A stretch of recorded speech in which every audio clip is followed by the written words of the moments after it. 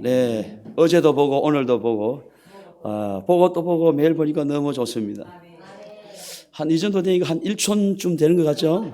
예. 우리 1촌도 이렇게 자주 안 보는 것 같아요. 예. 촌에 우리 어머니가 계시지만 제가 이렇게 자주 찾아뵙지를 못합니다. 특히 5월달에 가정의 달이잖아요. 예. 근데 여기 있는 여러분들도 친한 것 같습니다. 네. 또 거기에는 또 하나님께서 또 역사해 주실 줄로 믿습니다. 네.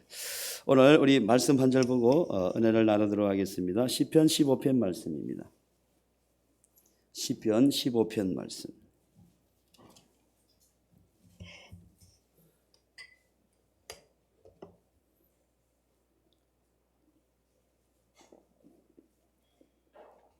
다 찾으셨나요?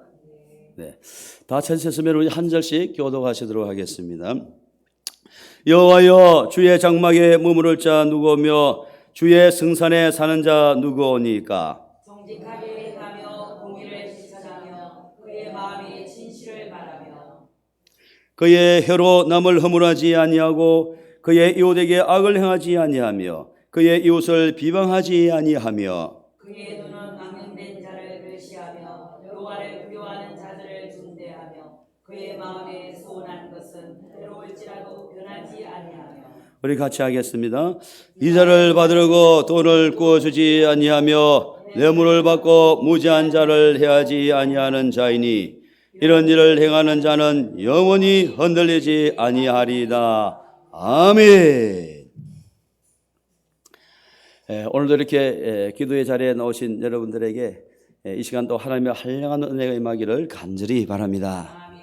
이렇게 오셨으니까 우리 한번 인사하고 한번 또 말씀을 나누도록 하겠습니다. 참 잘 오셨습니다. 예수님은 당신을 사랑하십니다. 네. 전번 주부터 해가지고 이제 정부에서 주는 이제 정부에서 지원해 주는 그 돈이 있죠.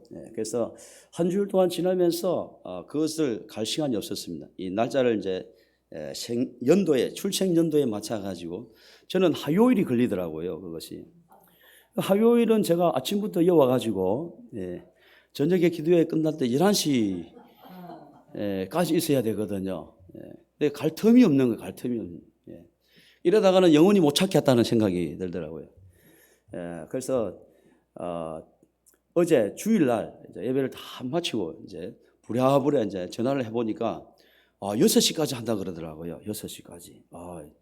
대단한 서비스 차원이었던 거고요. 그래서 갔습니다. 오후 예배를 마치고 이제 그곳에 가가지고 서로 이제 우리 사구에서는 한 사람당 가족 한 사람당 5만 원씩 준다 그러더라고요. 카드를 만들어 가지고 큰 마트나 이런 데는 사용할 수 없고 작은 곳에 있는데 쓸 수 있도록 그렇게가 준다고 하더라고요. 그 우리 식구가 3명이거든요. 그래서 이제 3명분이 얼마냐니까 15만 원이었습니다. 15만 원. 자, 그것을 이제 카드를 받기 위해서 이제 달려갔던 것이죠. 그 주중에 제가 화요일에 앉을 때에 시간이 있었는데 우리 교회 어머니들이 몇 분 계셔가지고 그 동사무소 멀어가지고 갈 수가 좀 가기 힘든 거예요.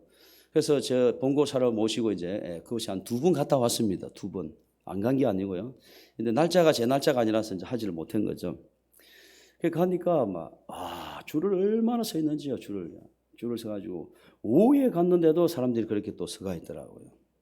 그러니까 이 나이 드신 어머니들이 이제 85세 80세 넘으신 어머니들이 교회에 이제 계시는데 가서 당케 받으려고 서 있다가는 쓰러져 갖고 어찌 될지 모르는 그래서 포기를 하고 계시더라고요. 그래서 제가 모시겠습니다 해가지고 이제 가서 이제 해가 왔는데 그때는 잘 몰라봤습니다. 그 안에 들어가 보질 못했으니까 실제로.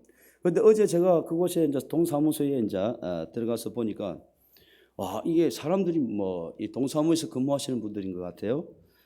일요일인데 나와가지고 그게 많은 사람들이 와서 그것을 업무를 담당하고 있더라고요. 그러니까 일이 이제 빨리빨리 이제 진행이 되도록 이제 그렇게 하는데 그래서 참 그 줄 서 있는 거 보고 하고 또 사람들이 그렇게 주일에도 쉬지 아니하고 그곳에 나와서 근무하는 그 모습 보고 제 마음이 참 참담했었거든요. 참담했어.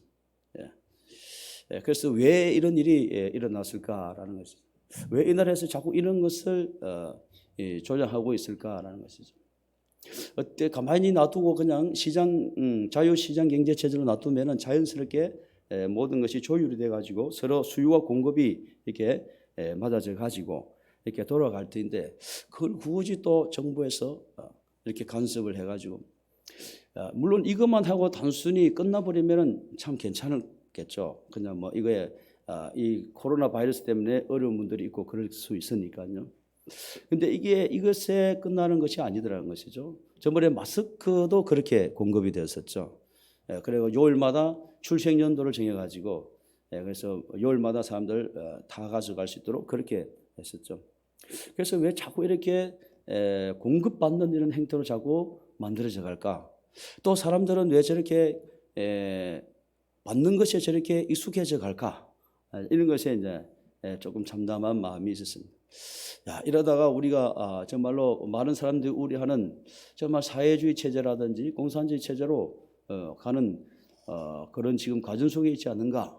뭐 이런 생각도 해볼 정도로 자꾸 일어나는데 또 한 30년 정도 된 것 같아요. 이 후배를 본 지가 이 후배가 이제 사회복지학과 이제 출신이거든요.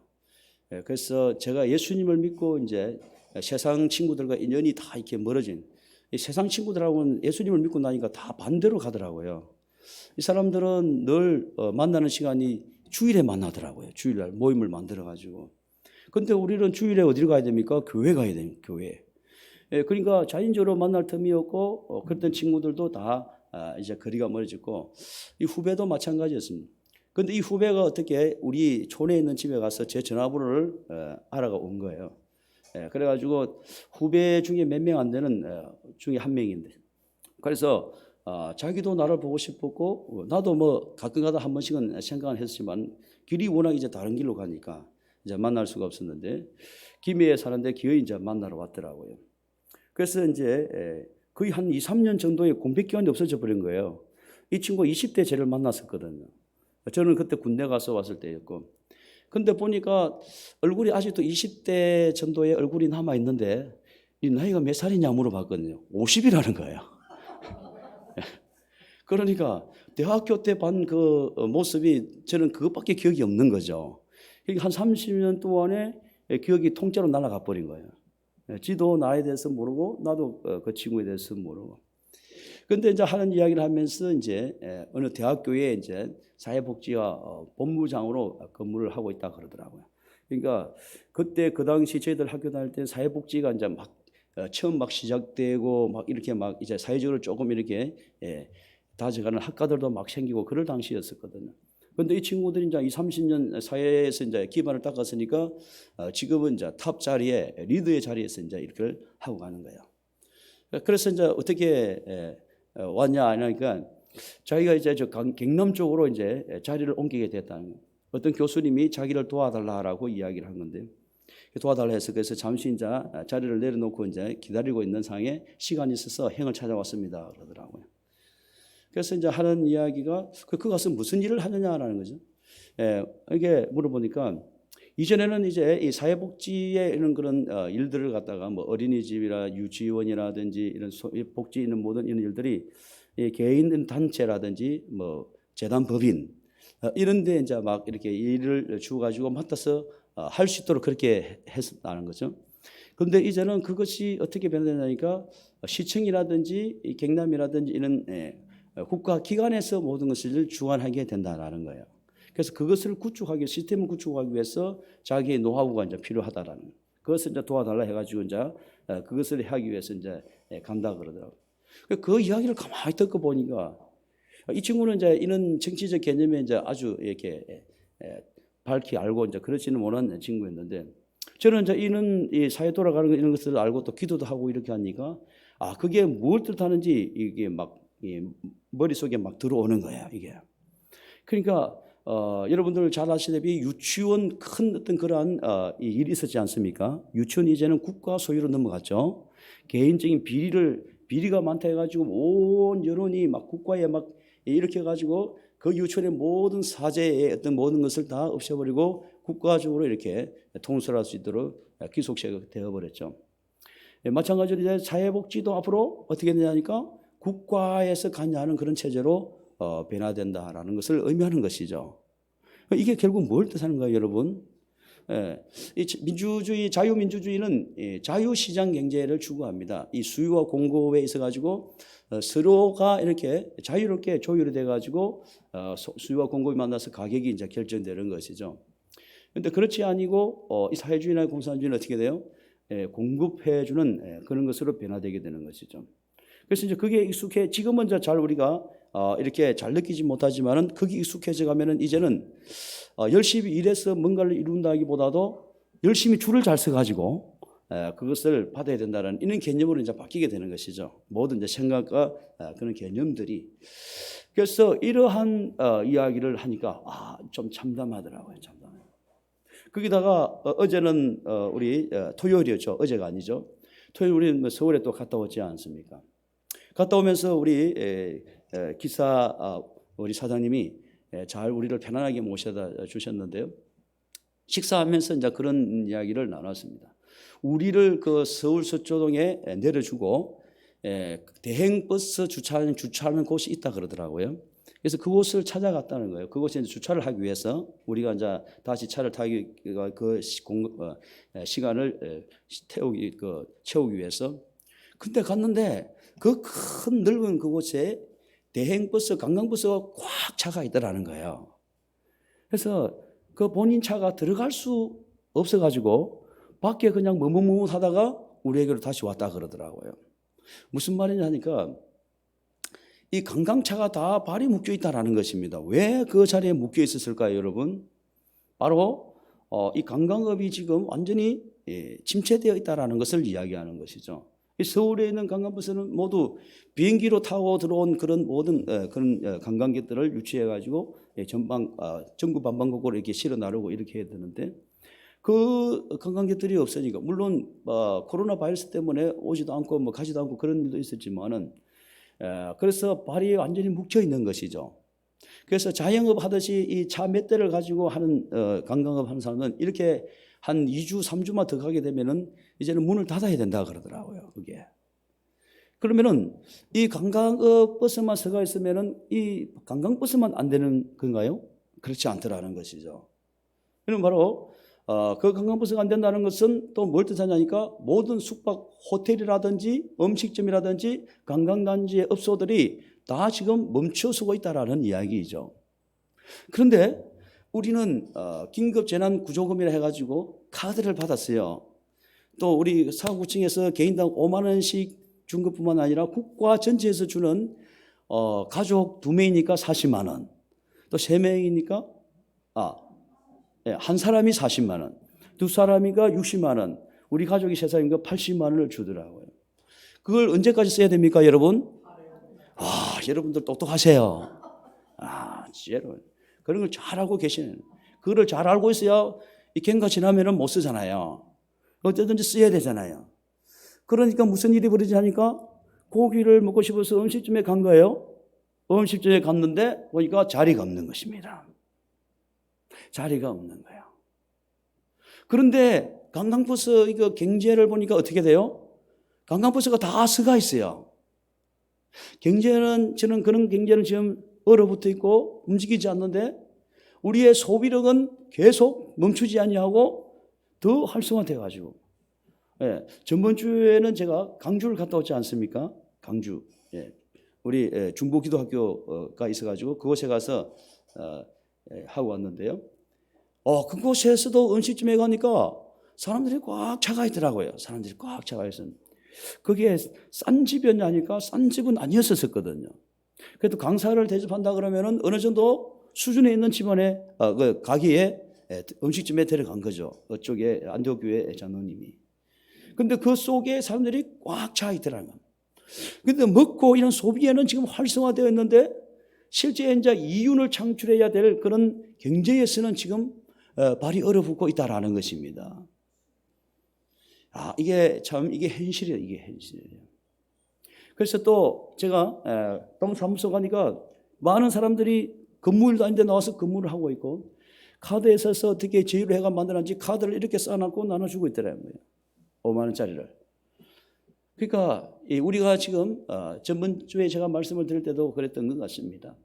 이게 장님이 길을 가다가 어떻게 닭을 한 마리 잡아가지고 웬 행제가 싶어서 잘 잡아가지고 틀을 뽑아가지고 구워가지고 백숙을 만들어가지고 잘 잡수셨어요. 근데 행제라고 하면서 먹고 나서 보니까 알고 보니까 그게 자기 닭이더라는 거예요. 자기 닭. 자기 닭을 먹고는 행제했다고 오호케제라 그러면서 기뻐했다라는 거죠. 이게 우리의 모습이더라는 것이 우리의 모습. 우리가 지금 이 긴급 군안 이 구조금을 해가지고 우리가 받았는데 이게 과연 누구의 것일까라고 볼 때에 알고 보니까 이게 우리 것이더라는 것입니다. 우리가 낸 세금으로 우리가 받게 된다라는 것이죠. 또 들리는 말하면 빚을 많이 내가지고 이것을 운용한다 그러더라고요. 그러면은 나중에 우리 세금을 이제 갚아야 되잖아요. 이 빚이면은 나중에 갚아야 되잖아요. 누군가가. 그렇게 되면은 갚을 때 그냥 우리가 100만 원 받는데 100만 원만 내면은 갚아지나요? 그렇지 않죠. 이거 나눠준데 인력비라든지 카드 비용이라든지 재판 비용들이 많이 들어갈 것이거든요. 이거를 다 보태가지고 나중에는 어떻게 해요? 세금으로 걷어들인다는 것입니다. 근데 세금 언제 걷어들일 것 같습니까, 여러분? 예? 언제 걷어들일 것 같아요? 예. 그저께인가 오늘인가 신문에 났대요. 벌써. 네, 문재인 대통령께서 세금을 올려야 된다고. 벌써요. 그런데 그 담당자가 뭐라고 하니까 지금은 시기상조입니다. 좀 더 있어야 됩니다. 라고 이야기했다라는 거예요. 먼 앞의 날이 아니에요. 우리가 우리 걸 받고 그냥 공짜로 주는 거에서 즐거워했더만은 돌아서 먹고 나니까 돌아서니까 내야 된다는 거예요. 그 돈을 지불해야 된다요. 그런데도 우리가 즐거워한다 그러면은 이거는 우리가 정말로 우리의 정신이라든지 우리가 정말 한치도 앞을 못 보는 정말 세상에 분별력이 없는 그런 삶을 사는 우리의 모습이 아닐까라는 것입니다. 그래서 우리는 지금 이 시점에 있어서 정신을 정말 차리고 우리가 기도하여 해야 되고 무릎을 꿇고 하나님을 의지하는 그런 시기가 때인 줄로 믿습니다. 흥청흥청 지금 물론 그거는 이제 뭐 주는 거니까 어떻게 하겠어요? 그거 안 주면은 또 어떻게 처리한다고요? 기부금으로 처리해본대요. 기부금. 그 기부금으로 가면 누구 주겠어요? 다 그런 사상을 쫓는 사람들, 그런 그런 사상을 쫓으면서 복지를 하고 있는 사람들. 지금 제가 알고 있기는 사회 사업이라 해가지고 많은 사업들이 지금 복지를 통해 가지고 일어서고 있는 줄로 압니다. 그것들이 뭐냐면 지금 다 공급체제예요. 공급체제. 이렇게 통제할 수 있는 그런 공급체제 사회 사업으로 지금 이루어지고 있다. 그쪽으로는 돈이 어디 쏘는지 모르는데 넘쳐난다라는 것입니다. 그런 이야기를 얼핏 제가 들었거든요. 그쪽 계통의 길을 가는 사람. 그러니까 우리가 정말로 이거 정신을 차리고 있지 않냐면은 우리가 눈 뜨고 고백한다는 말이죠. 눈 뜨고 있는데 고백하는. 우리 서울에 계신 우리 권사님들 많이 오신데 서울에 사람이 많으니까요. 하도 많으니까. 그렇죠? 네, 눈 뜨고 있는데도 고백한다는 말 서울 말이잖아요. 우리 경상도는 그럴 수가 없는데 사람이 뭐 몇 명 안 되니까 뭐 닭을 한 마리 잡아먹어도 한 이틀 지나고 나면 어느 놈이 잡아먹는지 다 표가 다 나는데 이건 불가능해요. 서울에나 가능한 그런 일들이 오늘 이 현실의 우리 사회에서 21세기를 달려가고 있는 이 컴퓨터화 시대되고 완전히 전문화된 이 시대에 지금 이루어지고 있다는 것입니다. 이루어지고 있다는 거예요. 그래서 정말로 우리가 기도해야 되는데요. 그래서 전번에 이 시점에서 우리가 무엇을 우리가 해야 되느냐. 그래서 하나님께로 돌아와야 된다라고 말씀을 드렸고 네 자리를 지켜야 된다라고 이야기 말씀드렸고 열매 맺는 삶을 살아야 된다라고 말씀을 드렸습니다. 그래서 열매 맺는 삶, 주께로 돌아오라 그 말씀 이제 드렸었고요. 오늘 좀 더 네 자리를 지켜야 된다는 그것에 대해서 좀 더 구체적으로 말씀을 나누고자 합니다. 어떻게 하면 그러면 우리 자리를 지켜야 되냐는 것이죠. 우리가 쉽게 생각할 수 있는 우리의 기도의 자리를 우리가 지켜야 되는 것인데 좀 더 우리가 구체적으로 말씀을 좀 따져보면서 보자라는 것이죠. 그래서 오늘 그 말씀을 보면은 바로 어떤 사람이 자리를 지키는지 그에 대해서 좀 구체적으로 말씀을 주시고 있더라고요. 오늘 시편 15편 말씀입니다. 1절 말씀에 여호와여 주의 장막에 머무는 자 누구오니까? 주의 성산에 사는 자가 누구오니까? 라고 하면 주의 장막에 머무는 자, 주의 성산에 사는 자가 과연 누구일까요? 그런 사람은 바로 그 자리를 지키는 자가 그 자리에 있을 것이라는 것이죠. 그 자리를 지키는 자야 하나님의 그 장막에 머무를 수 있는 것이고 하나님의 성산에 살 수 있는 사람이 될 줄로 믿습니다. 그래서 1절에 그렇게 말씀하고 있어요. 여호와여 주의 장막에 머무는 자 누구며 주의 성산에 사는 자 누구오니까 라고요. 2절에 이렇게 말씀하고 있습니다. 정직을 행하며 공의를 실천하며 그의 마음에 진실을 말하며 라고 이야기를 하고 있습니다. 제일 첫 번째 뭐라고 이야기하고 있습니까? 정직을 행하는 삶이 되어야 된다라고. 정직을. 이 정직은 다른 말로 하면 깨끗한, 마음이 깨끗한 삶을 사는 것을 이야기하는 것이죠. 우리가 그러면은 어떻게 깨끗해질 수 있느냐라는 것을, 어떻게 깨끗해질 수 있느냐라는 것이죠. 우리가 맨날 아침마다 일어나가지고 물을 떠다가 우리 몸을 맨날 씻으면 깨끗해질까요? 주홍 같은 우리 죄가, 정말 붉은 피 같은 우리의 죄가 씻으실까요? 맨날마다 아침마다 일어나서 우리 어머니가 옛날에 어머니들이 정화수 떠놓기 전에 목욕 제기하고 우리 자녀들 잘 되라고, 우리 자녀들 세상에 가서 빌어먹지 않도록, 꼬리가 되지 않고 머리가 되도록, 그래서 사회에서는 좀 대접받고 사는 사람이 되도록 그렇게 빌기 위해서 목욕 제기하고, 그래서 그릇에 물 떠놓고 거기다 손을 이렇게 모아서 기도했지 않습니까? 빌었지 않습니까? 그럼 그렇게 하면은 우리의 마음이 깨끗해지고 정직한 것이 될 수 있을까라는 것입니다. 또 아니면은 내가 뭐 이제 입으로 다 회개하고 나는 이제 깨끗해졌습니다라고 선포하면은 이것이 깨끗해질 수 있을까라는 것입니다. 그런데 성경에서는 뭐라고 말씀하고 있느냐 하면은 시편 119편 9절 말씀이 청년이 무엇으로 그의 행실을 깨끗하게 하리까? 오직 주의 말씀만 따름이니다라고 말씀하고 있습니다. 하나님의 말씀으로 우리가 깨끗해질 수 있다라는 것입니다. 하나님의 말씀으로 우리가 정직해질 수 있다라는 것입니다. 내가 입으로 깨끗해진다라고 해서 깨끗해질 수 있는 것이 아니고, 내가 깨끗한 정직한 삶을 행위를 한다 해가지고 깨끗해지는 것이 아니라 오직 주의 말씀으로 깨끗해진다라고 말씀을 주시고 있습니다. 어떤 할아버지가 손주에게 심부름을 시키는 거예요. 깡통에 물을 떠오라요. 깡통에. 그래서 손주가 가서 저 좀 거리가 있는 곳에 가서 물을 떠왔습니다. 물을 떠왔는데 갔다 오다 보니까 물이 다 새버리고 없는 거예요. 깡통에 구멍이 송송송송 이렇게 나 있어가지고 물을 떠서 오는 동안 보니까 물이 다 새버린 거예요. 그 할아버지한테로 오니까 물이 다 새고 없어요. 그래서 할아버지가 또 손주에게 이야기한 거예요. 다시 물을 떠오라. 이 손주가 다시 또 가서 물을 떠가지고 다시 온 거예요. 다시 왔는데 보니까 또 물이 다 새어버렸습니다. 그래서 할아버지가 또 떠오라는 거예요. 이 손주가 또 군말 없이 가서 물을 떠왔는데 또 다 없어지면, 그래서 할아버지가 또 떠오라는 거예요. 그래서 손주가 이제 짜증이 나는 겁니다. 할아버지, 이거 물 들어가면은 구멍이 나 있어가지고 다 새버려요. 물을 하나도 가져올 수가 없어요. 왜 또 가라 하십니까? 라고 이야기를 하니까 할아버지가 그 손주에게 이렇게 그 깡통 안을 들여다보아라. 깡통 안을. 그래서 아이가 깡통 안을 들여다보니까 이 아이가 처음에 물 들어갈 때는 그 깡통 안이 시커맸었습니다. 그런데 물을 한 번 뜨고 두 번 뜨고 세 번 뜨고 하다 보니까 물은 다 흘려버렸지만 어느새 그 깡통은 깨끗하게 청소가 되어져 있더라는 것입니다. 우리가 말씀을 읽는 것이 바로 이와 같다라는 것입니다. 말씀. 우리는 말씀을 많이 읽지만은 어떻게 돼요? 그렇게 말씀을 읽는 만큼 우리가 솔직히 이 삶의 현장에 이렇게 건져내지를 못하는 것이 많이 있습니다. 어떤 때는 읽었는데 읽기는 읽었는데 뭘 읽었는지도 모르겠고, 또 뭐 몇 독 이렇게 했다라고 막 이렇게 기록을 해놨지만은 당최 내 머릿속에 남아가지고 말씀을 인용해 보려니까 뭘 머리에 남는 게 또 없고, 그런데도 사람들은 자꾸만 말씀을 읽으라는 거예요. 자꾸만 말씀을 읽으라는 것입니다. 왜 자꾸 말씀을 읽어야지? 별 남는 것도 없는데. 그런데도 말씀을 읽어야 돼. 합동청의 박이천 목사님이라고 계십니다. 박이천 목사님.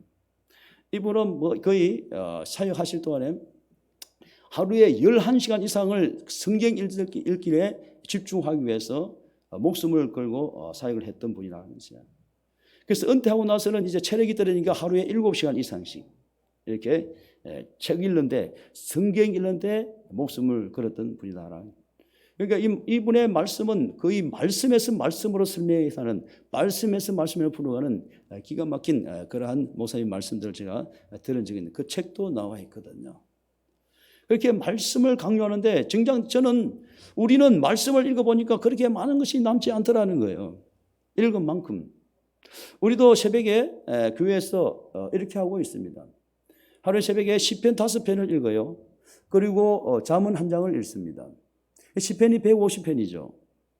그러면은 5편 읽으면은 30일이면은 150편을 다 읽습니다.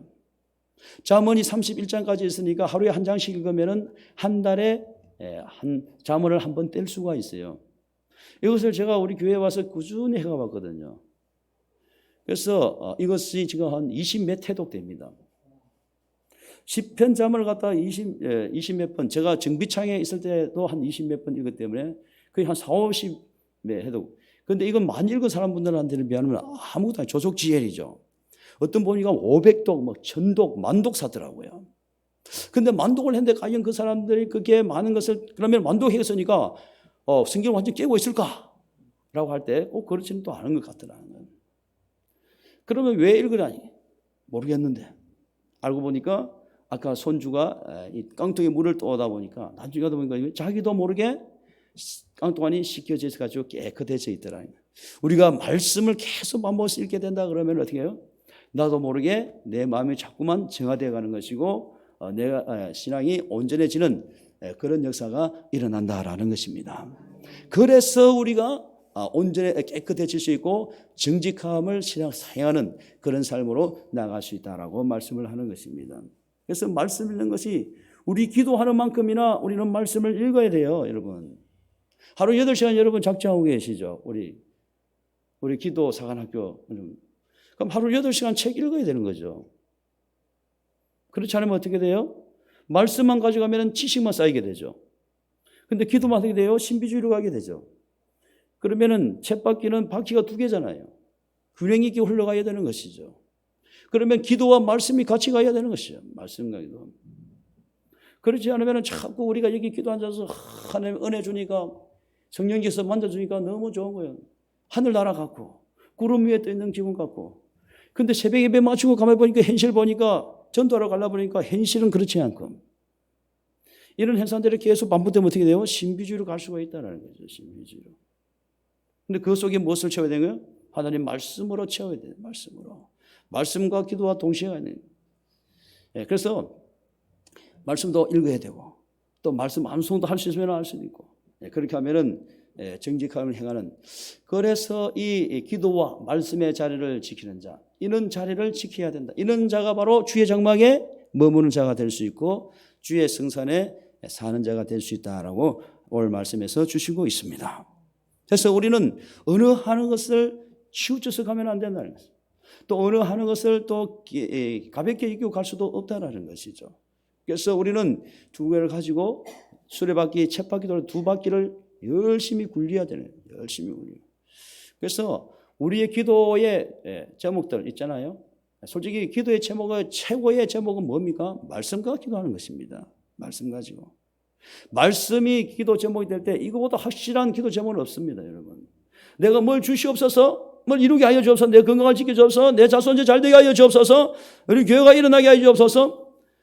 그런 것보다도 하나님께서 약속의 말씀을 주셨잖아요. 너는 여호와를 온전히 신뢰하라. 너는 내 맹체를 의지하지 말고 너는 범사의 그를 인정하라. 그러면 그가 내 길을 지도하시리라고 이야기하죠. 이런 약속의 말씀 주셨으니까 하나님께서 우리에게 주신 말씀이잖아요. 이 말씀대로 이루어지게 하여 주옵소서. 우리가 주님께 나가면 열방을 우리에게 주신다고 시편 2편에서 말씀 주시지 않았습니까? 하나님 그 말씀대로 약속대로 이루어지게 하여 주옵소서. 이 기도가 이런 기도가 우리 입술에서 나와야 되는 것이죠. 하나님 저 미국을 우리에게 주십시오가 아니라 하나님을 경외하는 자에게 하나님께서 은혜를 다해 주신다고 하셨사오니 하나님 우리가 하나님을 경외하며 기도하는 이 말씀대로 하나님이 우리에게 언약을 말씀을 주셨으니까 하나님 이 약속을 지켜 주옵소서. 이보다 더 강한 기도 제목이 어디 있느냐는 거죠. 그래서 우리가 말씀을 붙들어야 될 이유가 바로 거기에 있는 줄로 믿습니다. 그리고 다음에는 이야기하고 있는 건 공의를 실천하는 사람이다라고 해요. 공의. 하나님의 공의는 무섭죠. 하나님의 공의는 무섭습니다, 여러분. 하나님의 공의와 그 뒤에는 은혜가 있으니까 하나님의 은혜에 우리가 은혜를 받아서 우리가 하나님이 자비로우신 분이고 우리가 하나님께 나아갈 수 있는 것이죠. 하나님의 공의는 죄를 허용하지 않습니다, 여러분. 하나님은 죄를 한 점도 허용하시는 분이 아니에요. 한 점도 허용하지 않습니다. 죄를 가지고는 하나님의 당케 나아갈 수가 없는 분이죠.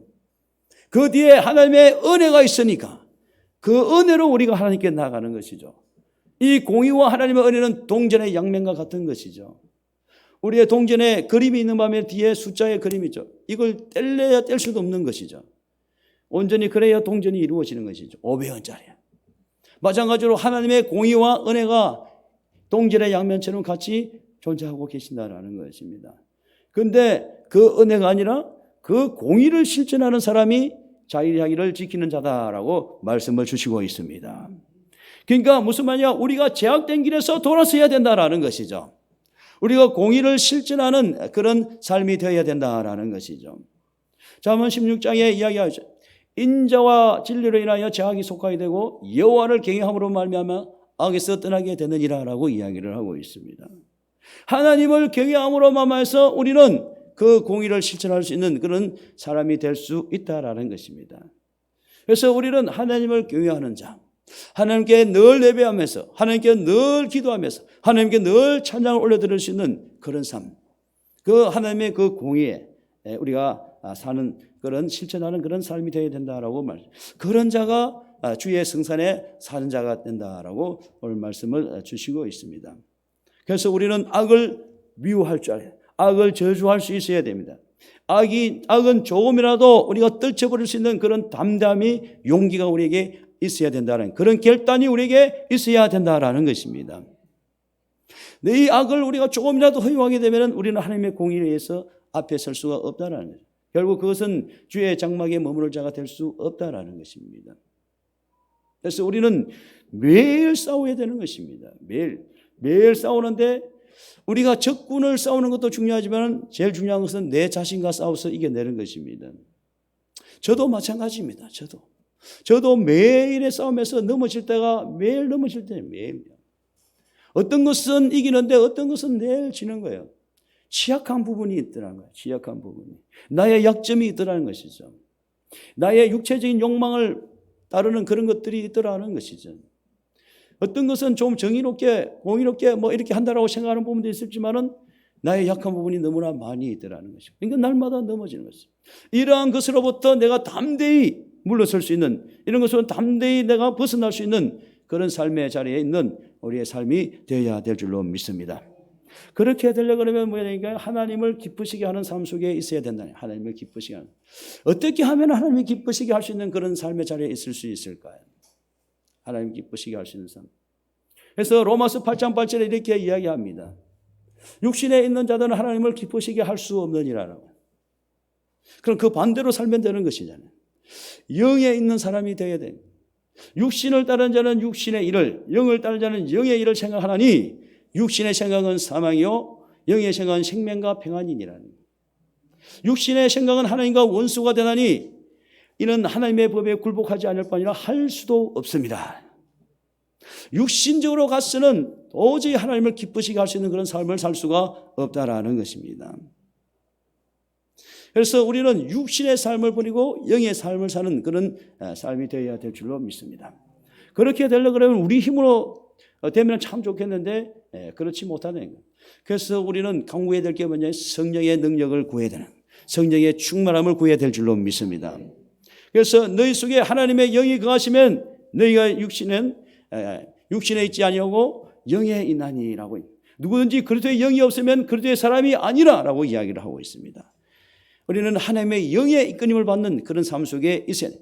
그래야지만 우리가 공의를 실천할 수 있는 그런 삶에, 이겨낼 수 있는 그런 삶에 있게 될 줄로 믿습니다. 히브리서 11장 26절에 이야기하고 있죠. 믿음 없이는 하나님을 기쁘시게 할 수 없다. 그에게 나가는 자는 그를 찾는 자에게 그가 상 주시님을 믿는 자라야 된다라고 이야기해요. 믿음 없이는 하나님을 기쁘시게 할 수 없다는 믿음요. 이 믿음을 가지고 나아가는 삶이 바로 공의를 실천하는 그런 삶이 될 수 있다. 우리의 의로운 삶으로 공의를 실천하는 것이 아니라 하나님의 능력을 더입어서 우리가 공의로운 삶에 나아갈 수 있게 된다라는 것입니다. 그래서 이 믿음은 우리가 구원에 이르는 믿음이 있고요, 믿음의 은사로서의 믿음이 있고 성령의 열매로서의 믿음이 있습니다. 그래서 우리가 강구해야 될 것은 바로 성령의 믿음의 은사의 믿음을 가져야 된다라는 것입니다. 이 구원의 믿음은 누구나 다 가지고 있죠. 믿는 자에게는. 그러나 믿음의 은사는 다 가지고 있는 것은 아니죠. 믿음. 이것은 내가 믿고 구할 때에 그것이 믿어져 오야 되는 것이죠. 그게 믿음의 은사죠. 믿음의 은사. 내가 무엇을 하나님께 간구했을 때 이것은 이루어질 것이라는 그런 믿음이 확신이 오는 것이죠. 그런 것이 바로 믿음의 은사. 저 같은 경우에는 많은 선교를 나갔었습니다. 선교를 나가게 되면은 한 2달 전에 이미 티켓팅을 해야 돼요. 티켓팅을. 그래야 싼값에 선교를 갈 수 있기 때문에. 그럼 그때는 돈이 없습니다. 돈이 없어요. 돈이 있어가 선교 가는 게 아니었거든요. 늘 그러면 한 2달 전에 티켓팅을 하게 되면은 이제는 그때 결정을 해야 돼요. 내가 선교를 갈 건지 안 건지. 선교는 그냥 몸만 가는 게 아니지 않습니까?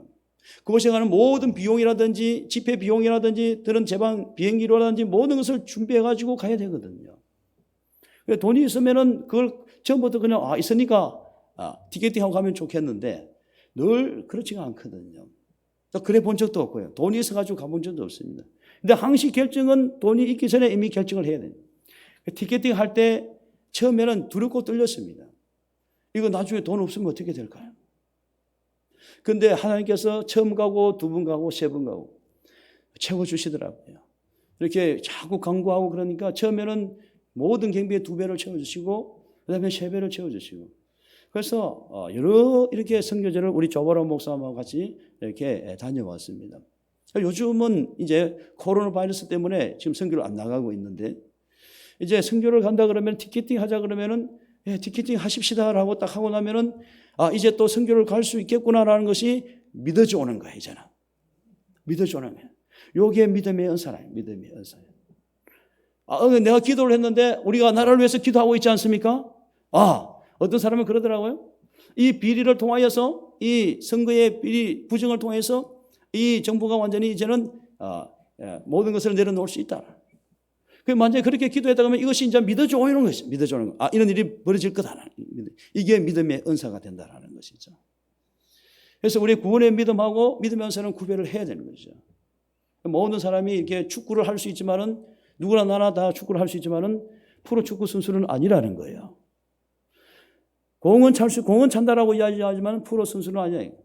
프로 선수는 바로 이 믿음의 은사를 가진 사람을 프로 선수라고 하는 것이죠. 그래서 믿는 사람이 다 믿음의 은사를 가지고 있는 것이 아니다는 거예요. 믿는 사람이 모두 믿음의 은사를 가진 프로가 아니다라는 것입니다. 그래서 우리에게 절대적으로 필요한 게 뭐예요? 공의로운 삶에 나가기 위해서는 이 믿음의 은사가 절대적으로 필요하다라는 것입니다. 그래서 우리가 성령의 충만함을 받아야 되는 것입니다. 충만을 받아야 돼요. 또 하나는 바로 성령의 열매로서의 믿음이죠. 성령의 열매 믿음이 어디 있어요? 충성이죠. 충성. 믿음이 없이는 충성할 수 없어요. 믿는 만큼 충성하는 것입니다. 여러분 교회에서 어느 정도까지 충성하십니까? 믿음대로 가는 것이죠. 믿음대로. 믿음만큼 충성하는 것입니다. 믿음만큼. 그래서 이 충성은 다른 말로 하면은 바로 믿음입니다. 이런 믿음 없으면 하나님을 기쁘시게 할 수 없다라는 것이죠. 그리고 또 야고보서 1장에서 이렇게 이야기하고 있습니다. 오직 믿음으로 구하고 조금도 의심하지 말라. 의심하는 자는 마치 바람에 밀려 요동하는 바다 물결 같으니 이런 사람은 무엇이든지 죽게 얻기를 생각하지 말라. 두 마음을 품어 모든 일에 정함이 없는 자로다라고 이야기하고 있습니다. 이 믿음 없이 구하는 사람, 두 마음을 가지고 구하는 사람은 죽게 얻기를 생각하지 말라라고 이야기합니다. 그러니까 이 믿음 없이는 고하면 믿음 없는 것은 하나님을 기쁘시게 할 수 없는 것이고, 결국 하나님을 기쁘시게 할 수 없는 것은 공의의 삶을 실천할 수 있는 그런 삶의 자리에 있을 수가 없다라는 것입니다.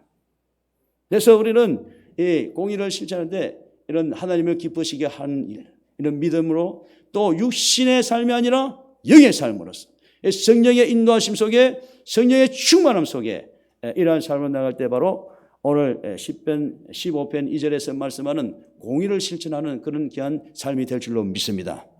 이런 자리를 지켜야 된다라고 이야기를 하고 있습니다. 또 자리를 지켜야 되는 게 뭐냐니까 그 마음에 진실을 말하면, 진실을 말하지 않는다는 것은 뭐예요? 거짓말하는 것이죠. 거짓말. 저는 목회하면 할수록요, 이 거짓말에 대해서 너무나 큰 부담이에요. 너무나 이 거짓말은 우리에게 익숙해져 있고요, 우리의 삶의 일부분으로 다가와 있고요, 믿는 사람들도, 목사님도 가벼운 거짓말하는 것은 아주 쉽게 여기고 있어요. 거짓말을 아주 삶처럼, 생활의 일부분처럼 나와 있습니다. 제가 옛날에 잠시 은행장인분들을 접대할 일이 있었거든요.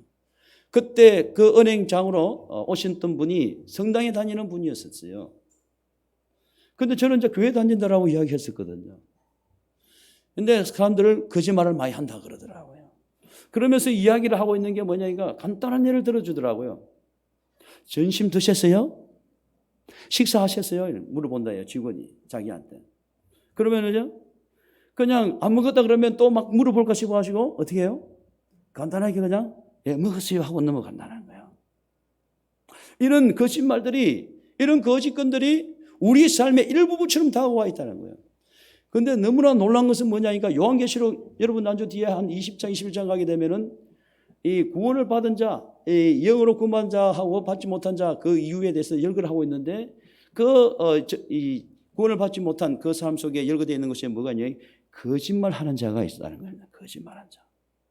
거짓말하는 자는 이렇게 심각한 것이었습니다. 우리에게. 아주 큰 것이든 작은 것이든 우리는 이것을 완전히 배제해야 돼요. 그래서 저는 제 아이한테 철저하게 교육을 시키고 있습니다. 우리가 거짓말하는 이유가 뭐예요?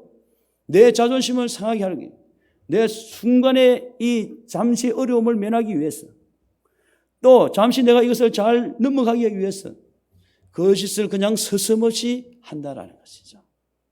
그래서 우리 아이에게 가르칩니다.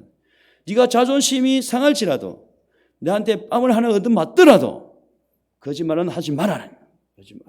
거짓말은 아예 입에도 담지 말아라고 제가 교육을 합니다. 우리 신앙에 바로 있어서 이 거짓말은 완전히 결별해야 된다라는 것입니다. 이걸 우습게 여기면 안 됩니다. 우습게 여기면 안 되는 거예요.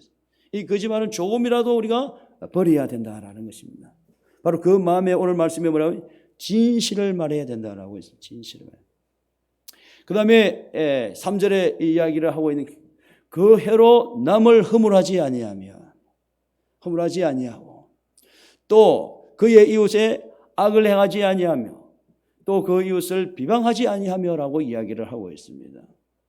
남을 허물하는 건요, 얼마나 남 험담하기 좋습니까? 별식과 같이 달다 맛있다라고 성경에서 이야기하고 있어요. 남의 일 이야기하는 것이 얼마나, 남의 이야기하면 얼마나 재미있는지 모릅니다. 고소한지, 껴소금 같은 고소한 맛이 나죠. 남의 이야기하면은 막 그렇잖아요. 근데 그게 이 말이라는 게 참 무섭더라고요. 이게 날개도 없는 것이 한번 뱉어지면은 어째 그리 잘 날아가는지, 어째 그리 천리를 그렇게 가는지 모르겠어요. 그 말들이 돌아서 나중에 어디에 갑니까? 결국 본인에게 돌아오면 본인에게. 그 상대방이 이야기한 그 상대방에게 그 말이 들어가게 되더라는 것이죠. 그래서 그런 그 해로 남을 허물하지 말라라고 이야기를 하고 있습니다. 이러한 자가 자기 자리를 지키는 자라는 거예요. 악을 떠나는 것은 잠언 16장이 이야기한 악을 떠나는 것은 정직한 사람의 대로이니 자기의 길을 지키는 자는 자기의 영혼을 보존하느니라 라고 잠언 16장에서 이야기를 하고 있습니다.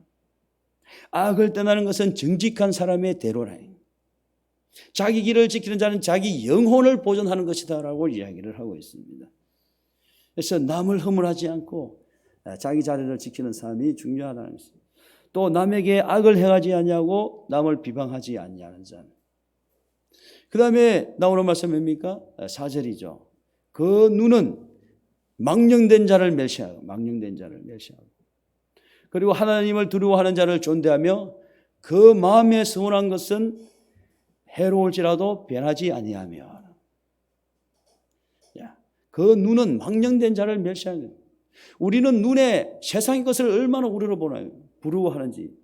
이 안목의 정욕. 그래서 우리 시장에 가도 그런 일이, 마켓에 가면 그런 일이 많이 있잖아요. 무엇을 사러 가면은 그거 하나 사러 갔는데, 마트에 나올 때는 하나 사러 갔는데 나중에는 이 마켓 그 바구니에 그거에 시장 바구니에 가득 담겨져 놓은 거. 어쩌다가 가다 보니까 막 눈에 이것도 엮고 저것도 엮고 막 이제 엿도 보니까 나중에는 막 한 카트 이렇게 가득 채워가지고 오는 것을 우리가 볼 수가 있습니다. 그래서 눈에 보이는 눈에 좋은 대로 그냥 막 가져오는 것이죠. 또 백화점 이런 데 가면은 우리 여자분들이나 이런 분들 얼마나 또 이렇게 눈에 들어오는 것에 우리가 또 많이 이렇게 좋아하지 않습니까? 하여튼 이러한, 그래서 눈에 보이는, 우리의 눈에 보이는 이런 망령된 것을 멸시해. 그 눈은 망령된 자를 멸시해야 된다라고 이야기해요. 망령대를 멸시. 그런 것을 선호하고, 요즘에 젊은이들의 TV에 나오는 연예인들의 우상들이 있죠. 그래서 뭐라고 이야기합니까? 이 연예인 이름을 좀 들면서 하지만 유재석이라는 그 연예인이 있죠. 좀 유명하잖아요. 그 뒤에 뭐라고 붙입니까, 여러분? 유너님이요. 하나님이 있어야 될 자리에 그 유너님이 우리 젊은이의 마음속에 있다니까요. 우리 젊은 아이들한테 존경을 받아야 되어 할 그런 이 신앙인들이 아니라 세상에 있는 연예인들이라. 그런 사람들이 유너님, 머선님 삼에서 막 이렇게 우리 젊은이들의 입에서 그렇게 나오는, 이게 전부 다 뭐예요? 세상을 우상하는 것이죠. 하나님 자리에 사람을 앉혀놓는 것이죠. 그런 멸망된 것을 우리가 눈으로 좋아하지 않냐고, 그들을 멸시해야 된다는 것이죠. 그리고 또 이야기하는 것이 무엇입니까? 자기 마음에 서운한 것은 어떻게 해요? 해로울지라도 변하지 아니하며. 우리가 참 하나님께, 이 땅은 하나님의 발등상이고 하늘은 하나님의 보좌라고 이야기를 합니다. 그런데 어디를 보든지 동쪽으로 향하든 서쪽으로 향하든 남쪽으로 향하든 북쪽으로 향하든 이 공중에 대고 하나님께 서운한 것은 모두 하나님 앞에서 서운한 것이 되는 것이죠. 그 서운한 것을 잘 지켜 행했던 사람이 바로 한나였죠. 한나, 사무엘 어머니. 그런데 우리가 서운한 것은 우리가 많은 것을 실행하지 못하는 그런 부분들이 있는데요. 그런데 오늘 말씀에 보면 그의 마음에 서운한 것이면 해로울지라도 변하지 아니하며 라고 이야기를 하고 있습니다. 그 앞에는 또 뭘 이야기하고 있습니까? 하나님을 두려워하는 자를 존대하며, 하나님을 존대하며, 세상에 망령된 것을 쫓지 아니하고 눈은, 그리고 하나님을 두려워하는 자들을 존대하며 그 마음에 서운한 것은 해로울지라도 변하지 아니하며. 이제 마지막 절입니다. 마지막 절에 보면은 이자를 받으려고 돈을 구워주지 않는다. 이자를 받으려고. 그리고 뭡니까? 뇌물을 받고 죄가 없는 자를 해하지 않는 자. 이런 일을 행하는 자는 영원히 흔들리지 아니하리이다. 이런 자는 바로 여호와의 장막에 영원히 머무는 자가 된다. 이런 자로 여호와의 성산에 영원히 사는 자가 된다라고 말씀을 주시고 있습니다.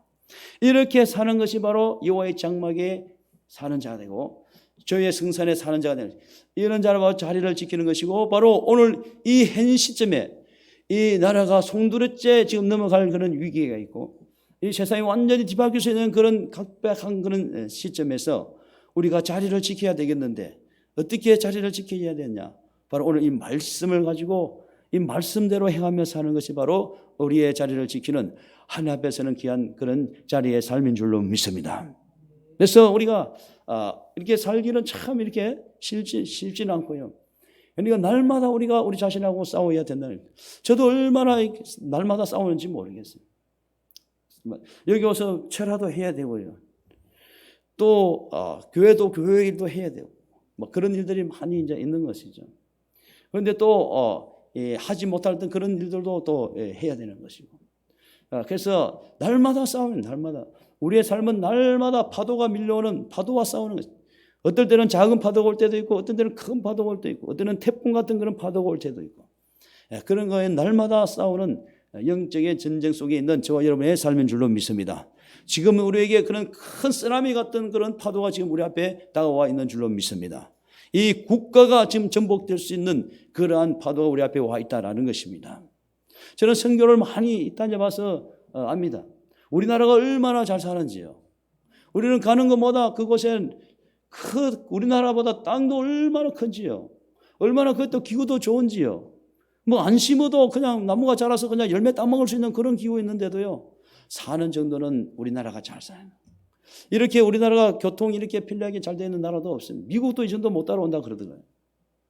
뭐 전철을 내리면 버스 기다리고 있죠. 버스 가고 나면 택시 기다리고 있죠. 버스 내리면 전철역에서 딱 내려가 탈 수 있죠.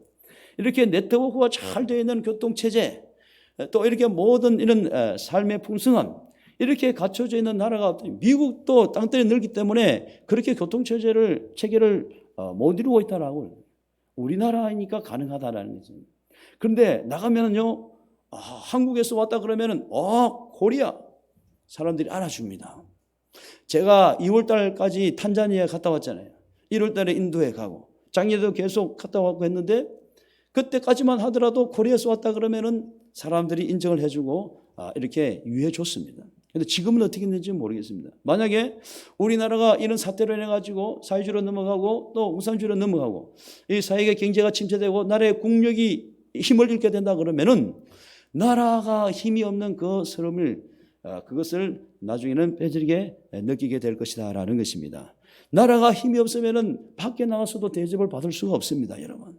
우리는 우리나라 안에 있으니까 그냥 우리가 같은 국민이니까 그냥 이렇게 저렇게 살아가는구나 하고 그런 것을 잘 느끼지 피부로 느낄 수 없지만은 나가면은 당장 다릅니다. 어떤 나라에 속해 있는 사람이냐에 따라서 대우가 달라지는데요. 대우가 달라집니다. 확실하게 달라집니다. 차별화되게 되어 있습니다. 그래서 우리는 먼저 이 나라를 먼저 살려내는 그런 기도를 해야 될 줄로 믿습니다. 그래서 이 나라를 통해서 하나님이 또 온 세계를 구하고 이 나라를 또 일으켜서 또 세계의 빛을 발할 수 있는 그런 나라로 나가는 그런 기도를 우리가 해야 될 줄로 믿습니다. 그래서 하나님께서는 그런 계획이 있으시기에 연약한 우리들을 이렇게 불러주셨고 또 이렇게 기도 용사로서 또 이렇게 저녁마다 기도하고 그래서 이것은 분명히 하나님께서 무슨 뜻이 분명히 있을 것이다라는 것입니다. 그런 하나님의 계획이 없으시다 그러면은 우리를 부르시지 않으셨을 것이라는 것입니다. 잠언 16장 말씀의 9절 말씀입니다. 사람이 마음으로 그의 길을 계획할지라도 그의 걸음을 인도하시는 여호와시니라라고 말씀하십니다. 그러니까 하나님께서 우리에게 인도해 주시지 않다면 이게 앉아 있을 수가 없는 것이죠. 하나님께서 이곳을 인도해 주시다면 하나님께 분명한 무슨 뜻이 분명히 있을 것이다라는 것입니다. 그러면은 우리는 참고 인내하면은 하나님의 때가 되면은 하나님의 시간이 되면은 분명히 하나님께서는 하나님의 그 큰 뜻을 이루어 가실 줄로 믿습니다. 하나님께서 지금 힘이 없어서 이것을 방관하고 계시는 것은 아닐 것이라는 것입니다. 하나님께서 능력이 없어서 이것을 지켜보고 계시는 것이 아닐 것이라는 것입니다. 다만 중요한 것은 하나님의 때와 하나님의 시간이 바로 도래하지 않았기 때문에 지금 우리는 이 길을 지금 가고 있는 줄로 믿습니다.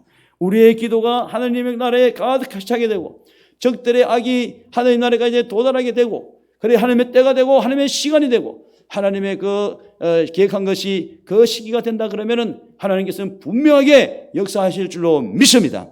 우리는 그때까지 우리는 하나님께서 이미 세상을 이겨놓으셨다라고 예수님께서 말씀하셨습니다.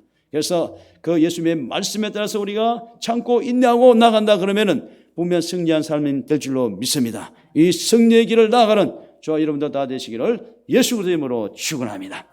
기도하겠습니다.